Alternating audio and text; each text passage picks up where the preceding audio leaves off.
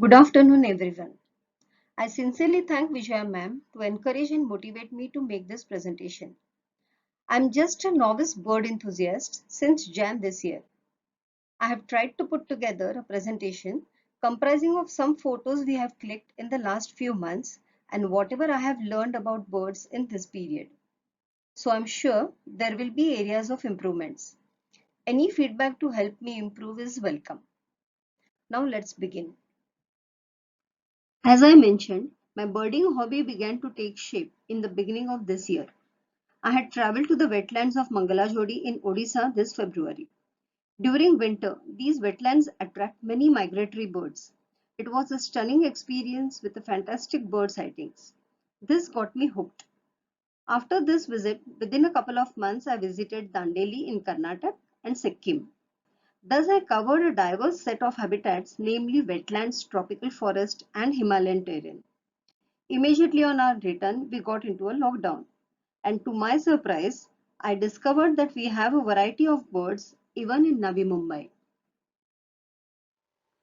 What makes birdwatching so fulfilling? Now that I have spent a few months in watching birds, having read some literature, and having heard some experts speak about it, I realize how little I know about birds and how much more there is to learn from them.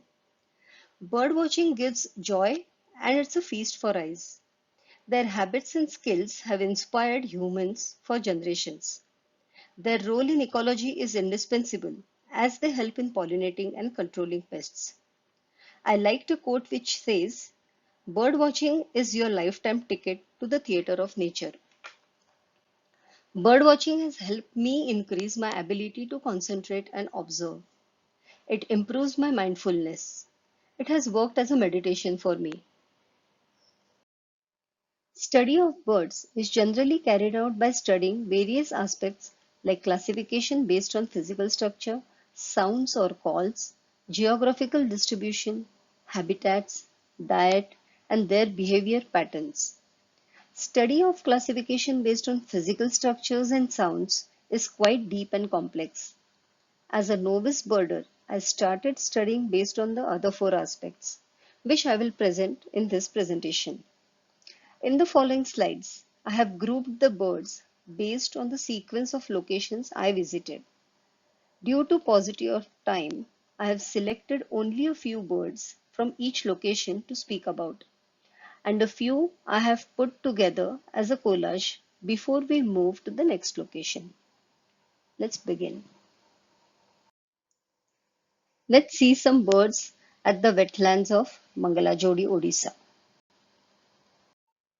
This is black-headed ibis. It's also known as Oriental white ibis or Indian white ibis, or it's also called black-necked ibis. These are seen in Indian subcontinent, Southeast Asia. They are found near wetlands, marshes, water bodies, and they are piscivorous. As you can see in the corner picture, the tail of adult has gray feathers which turn jet black during the breeding season. Also, there are patches under the wing which turn blood red during the breeding season, as seen in the other picture. This species of ibis nests only during the monsoon. Let's move ahead. This is Asian openbill. This belongs to stork family. The location and habitat is same as ibis species. They get their name because of the gap in the two mandibles. The young ones, they don't have it, develops with the age. Now their diet is basically mollusks. So this gap is not used for handling the snail shells because the young ones also feed on the snail shells and they don't have this gap. So it's said that the gap allows the tips to strike at a greater angle to increase the force to open the snail shells. These are predominantly gray during non-breeding season and they become white during the breeding season. Let's go ahead. This is a painted stork. It's a large wader in a stork family. It has got pink designer feathers and hence the name. They are found in South Himalaya, Southeast Asia. They're found near freshwater wetlands. Their diet is mainly piscivorous, but sometimes they take frogs and snakes. Now, the incubation period for this particular species is about a month. These birds are resident birds, they are not migratory. They live in colonies in large numbers, and this is a threatened species. Let's move ahead. This is black-tailed godwit. They can be seen in Europe and Central Asia. In winter, they come to Indian subcontinent and Australia. They are migratory birds. They can be seen near meadows, moorlands, and grasslands. In this species, males and females are more or less similar. Their productivity varies positively with the spring temperature, and during extreme events like volcanic eruption, breeding failure can occur. The peculiarity is, while feeding in water, they probe vigorously up to 36 times a minute with head completely submerged. They are the national bird of Netherlands, and this species is near threatened due to loss of habitat. This is northern pintail. This is a duck family. These birds breed in northern Europe, Northern America, and then migrate to equator in winter for breeding. They are omnivorous. They can be seen all over the world. They are near wetlands, brackish marshes, lagoons. Here, the male, drake, is strikingly bright with long pointed tail, and the female is a little subtle one. These pintails migrate at night at the speed around 45 to 50 miles per hour. The longest non-stop flight recorded till now was 1800 miles. They have a very fast flight. This is ruddy shell duck, again a duck family. This can be found in Europe, South Asia, and near wetlands, lakes, marshes. They are omnivorous. In India, this is called as a Brahmani duck. These are migratory birds. Also, they are nocturnal birds. They have loud honking call. After breeding, the adults molt, losing the power of flight for about a month or so. So before molting, they move to a safer place. Let's see the next one. This is again from a duck family, Northern Shoveler. It's seen all over the world, near open wetlands, grasslands, omnivorous again. It is highly migratory. Here the male has a very attractive green plumage and the female is little dull brown, and they are very quiet species. We all know this bird. It's kingfisher. It can be found almost across the Indian subcontinent. There are more than 120 species we can find. We saw the pied kingfisher in Odisha, white-throated kingfisher in Dandeli and Sikkim, and common kingfisher in Mumbai. Out of these, pied and common kingfishers are found near water bodies. They are predominantly piscivorous, while the white-throated is predominantly insectivorous. It's also called tree kingfisher. Every time we saw it, we were amazed to see its ability to hover till it spots its prey and then dives at a very high speed to catch it. It rarely drinks water, although bathing regularly. Though they feed on fish, they are not deep divers. And here both sexes are similar looking. We'll go to the next one. On this slide, you can see five beautiful birds from the wetlands. Of these, golden plover, glossy ibis, and purple heron, they are migratory, while the other two are found everywhere. Now let's have a look at the birds from the deciduous forests of Dandeli. This is Brahmini kite. This picture is clicked at Dandeli, but it can be seen in Mumbai as well. This is found in Southeast Asia, Indian subcontinent, Australia, and in all kinds of habitats. This is carnivorous. It has a chestnut plumage with white head and breast and black wings. Here both the sexes are similar except the females are little larger and heavy. Though here only female incubates, Both the parents take part in building nest and feeding. Let's see the next one. This is Malabar pied hornbill. We can see them in India, Sri Lanka. We can see them in deciduous forests, and the diet is omnivorous. As we all know, the main characteristic is long down-curved yellow bill with a casque on the upper mandible. The male has a large black casque and the females have white orbital skin. Young ones have no casque. When they eat fruit, they help in seed dispersal, so they are also referred to as farmers of the forest. Hornbills can also be called lockdown specialists. They have a unique breeding behavior. Female enters the tree hollow. Both male and female they seal the hollow with mud, leaving only a small gap. Male feeds the female through the gap. Until the eggs hatch and the fledglings become old enough, the female is locked down in the hollow. Then the male breaks the seal and the female comes out. Now, in this lockdown era, we have so much to learn from these hornbills. Next, these are drongos. One is black drongo, hair-crested drongo, racket-tailed drongo, and the bronze drongo. We have clicked them at Sikkim, Manvela Jodi, and Dandeli. They can be seen in Asia, Australia, Africa, in forests, and they are insectivorous. It's said that there are 29 different species. They are mostly black or dark gray, some with metallic tints. Their main feature is long forked tail. Some have elongated tail. They have an ability to mimic other bird calls accurately, and they are said to be very, very aggressive. This slide shows a few typical birds from the deciduous forests of peninsular India. First is golden fronted leaf bird. Here male has bold markings and females are less bold. Their nests are found on the ends of the branches near the tree crown. They are found in broadleaf forests in India, Sri Lanka, and parts of Southeast Asia. This bird is omnivorous. Second is chestnut-tailed starling. It is a member of starling family. It is a resident of India and Southeast Asia and a winter visitor to peninsular India. Its nest is typically found in open woodland and cultivation. These are omnivorous too.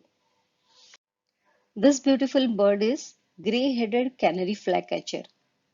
This is found in tropical Asia. It has a square crest, gray hood, and other parts are yellow. They have a very flat bill. These birds are insectivorous. Now let's see few birds at Sikkim, that is Himalayan terrain. Sikkim has a very rich diversity of aves. There are more than 500 species of birds which can be spotted in Sikkim. Sikkim has a wide diversity of habitats ranging from an altitude of around 500 meters to over 5,000 meters, resulting in a wide variety of fauna.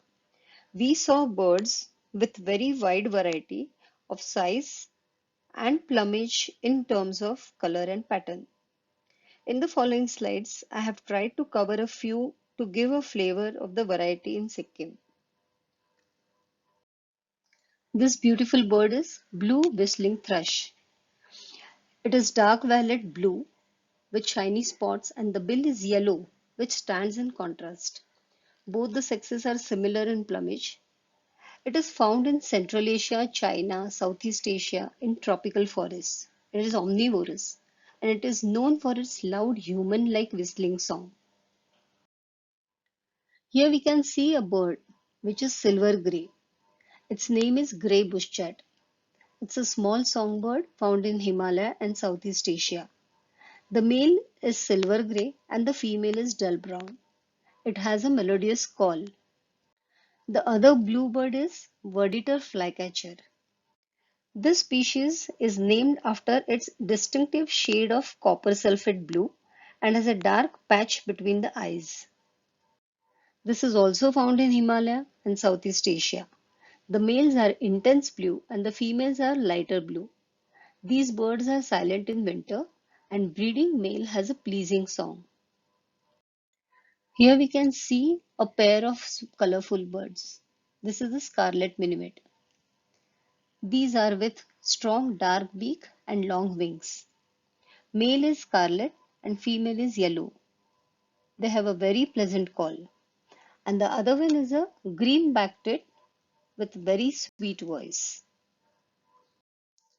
This slide shows two tree pies. One is rufous tree pie and the other is grey tree pie, and one common green magpie. These birds are from crow family. They are omnivorous and occasionally scavengers. These are very aggressive birds and their calls are very harsh. Now this slide shows total 5 birds. Out of these, spotted dove, Indian cuckoo, oriental turtle dove, and barred cuckoo dove. I had heard these names, but I had not heard green-billed malkoha. These birds belong to a family called Columbidae, which consists of pigeons and doves.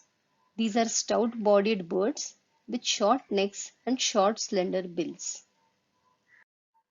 This slide will give you a glimpse of the variety of the species of birds found in Himalayan region. Most of these birds are non-migratory. Most of them depend on insects or fruits for their diet. You can also notice the variety and richness of their plumage in terms of its color and pattern. Now, let's get closer to our homes. Most of the birds that you will see in the following slides have been spotted and captured from my home, barring the flamingo, which we captured in the creek. Let's now meet a Mumbaikar. This is coppersmith barbet. In Marathi, it is called tambat.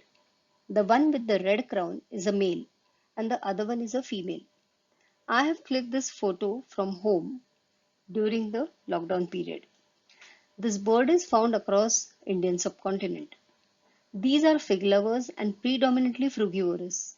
Sometimes also eat insects. The coppersmith barbet was named the official bird of Mumbai in 2011 by BNHS. You may have often heard the sound tuk tuk tuk in your vicinity. That's the call of this bird. It is also a ventriloquist, means it's difficult to trace him from the direction of its call. It makes cavities in wood and nests in them. What I like about this bird is males and females both do their share in incubating the eggs. We'll see the next one now. This is Oriental Magpie Robin. In Marathi it is called Dayal.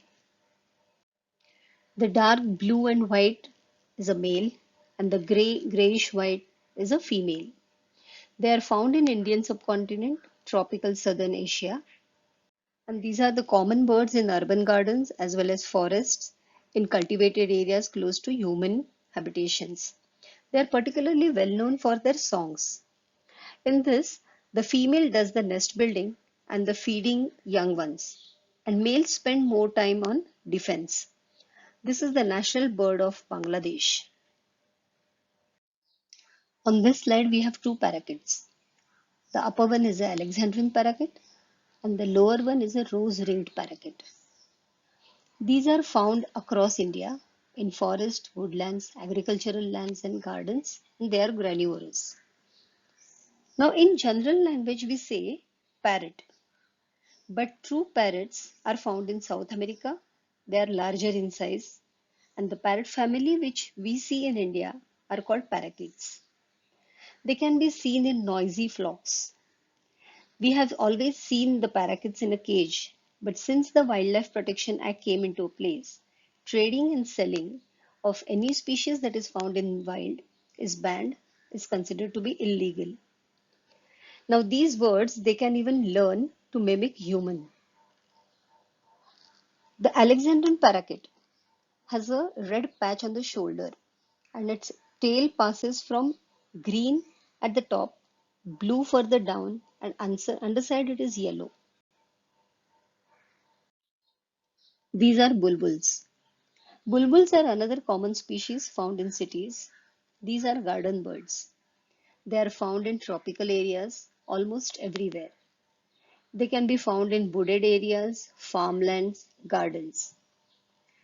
Mainly the diet is frugivorous, and when they are young, they are fed with small insects for rich protein diet. The red-whiskered bulbul, that is the Shipai bulbul, is called so because of the tall pointed black crest it has.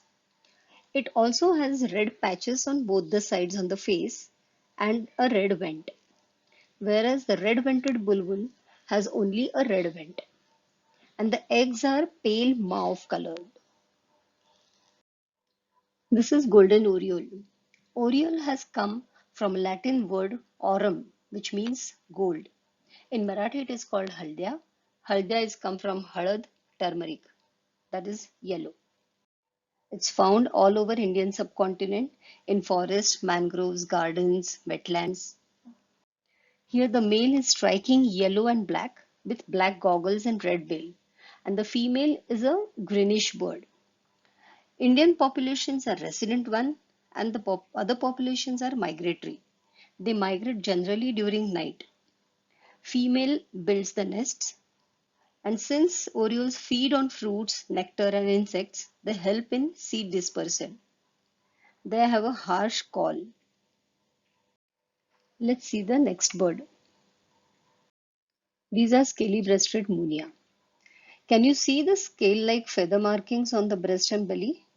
Because of that, the name is scaly-breasted munia. They can be found in tropical Asia. They can be seen in tropical plains, grasslands, paddy fields. They are mainly granivorous. Sometimes they have insects.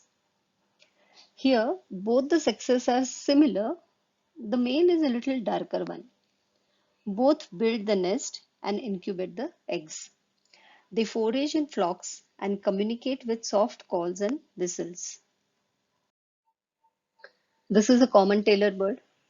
We all know about it. You cannot miss it. It's a tiny songbird, but very, very, very vocal. It can be seen across tropical Asia in gardens, mangroves, farmlands, forest. The diet is predominantly insectivorous. This bird is very active and restless, all the time hopping in search of food. Here both the sexes are similar, means more or less similar, except the male has a long tail and a darker rufous crown. It gets its name from the way the nest is built. It literally sews the leaves together with spider webs or fine grass with the help of its beak and claws. And this species is well adapted to humans and urban areas. This is a purple rumped sunbird. This is a sunbird endemic to Indian subcontinent. They can be found anywhere, gardens, cultivated lands. They are mainly nectivorous, and especially the young ones are fed with insects for rich protein diet. These are sexually dimorphic. The male has a very vibrant shades of maroon, deep purple, blue, green, and the female is olive and yellow-white. There are a variety of beautiful sunbirds. These can be seen over the flowers sucking nectar. These birds help in pollination. We all know this bird. This is myna. We can see them all around. They are usually found in flocks, very noisy flocks. The common myna has a pair of very smart yellow goggles. They feed on kitchen scraps. Mynas are part of starling families. On this slide, I have shown three types of mynas. The first one is a common myna. The second one is common hill myna. These are jet black. This myna does not have yellow goggles. They have bright yellow-orange patches of naked skin and fleshy wattles on the side of its head. Third is a pied myna. This is a common variety found in northern and eastern India. But a month back, we could hear a noisy chirping after sunset on a tree next to my building. After few efforts, one day my husband could click a picture. And to our surprise, it was a pied myna. This myna is strikingly marked in black and white with orangish bill. They have small orange goggles. These are flamingos. Most of us have visited Biodiversity Center. to see them. They can be seen in Asia, Africa, Europe, America, in the mangroves, water bodies, reservoirs. They are omnivorous. If we observe flamingos standing, they usually stand on one leg. The exact reason behind it is not yet understood. Young flamingos have grayish red plumage, but adults range from light pink to bright red due to the aqueous bacteria and beta carotene from the food they eat. Now, when we are happy to see many flamingos near the water bodies, we should remember one thing, that that's the indication of a high pollution. If the pollution is less, then the birds will not find sufficient food. Hence, that will affect their arrival. So, more birds means more pollution. They can filter feed, means their bills are adapted to separate mud and silt from the food they eat. After the chicks hatch, both the males and the females feed their chicks with a kind of crop milk produced in the glands. Huh. Pigeons and doves also produce crop milk. Now, before I end my presentation, I would like to say few points. We see that mostly males are very attractive and beautiful. There is an evolutionary reason for that. Obviously, one reason is to attract the female, but usually the female is the one who performs the incubation. So female has a greater need to get camouflaged. Hence, it is dull colored. Also, we all know birds don't have teeth. Again, the reason the teeth are heavy and the birds need to be light to be able to fly. Then the question is, they swallow everything whole, and how do they manage to digest the food? The reason is there are two parts in the stomach, the gizzard that grinds up the food and the true stomach that digests the food. With this, I end my presentation. I hope I could give a flavor of excitement I have experienced during my birding journey. It is just a beginning of the journey for me. I hope all of you have enjoyed my presentation. I thank IFSA and specially VC ma'am, Suparna, Vinny ma'am, Tripta ma'am and Rita ma'am for extending their helping hands. Thank you.